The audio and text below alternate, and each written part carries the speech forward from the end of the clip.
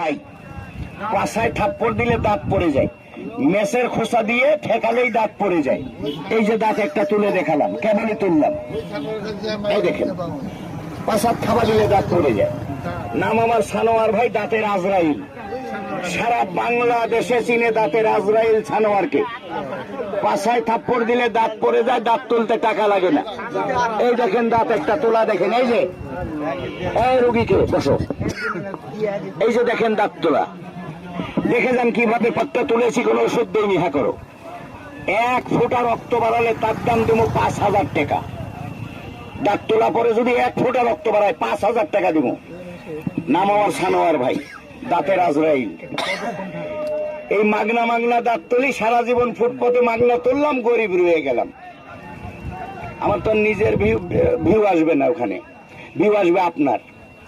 আমি তো আর ওই ভাইরাল হব না, ভাইরাল হলে আপনি হবেন। এর আগেও একটা ভিডিও করেছিলাম আপনার। আমি সানোয়ার যে গরিব, সেই গরিবই থেকে গেলাম, এটা আর পরিবর্তন হলো না। এই দেখেন, বিশ্বাস না হলে জায়গায় দেখেন পাছায় থাপ্পড় দিলে কি করে দাঁত পড়ে। এটা আনো। এইবার দেখেন পাছায় থাপ্পড় দিলে কি করে দাঁত পড়ে। এটা কামড় দিয়ে রাখো এবার। উঠে গেছো দাঁত? হ্যাঁ, দাঁতের কবিরা। নাম আমার সানোয়ার ভাই, দাঁতের আজরাইল বললে সারা বাংলায় চিনে। পাছায় থাপ্পড় দিলে দাঁত থাকে না। বিশ্বাস না হলে ব্যথা কার আছে একটু লাগান, অফ করে নিবার। ব্যথা কার আছে আসেন, 3 মিনিটে ব্যথা ভালো হয়। এখানে একটা তেল দেন। ব্যথা কার আছে বলেন, এখন লাগান, 3 মিনিটে ব্যথা চলে যায় সিঙ্গাপুর।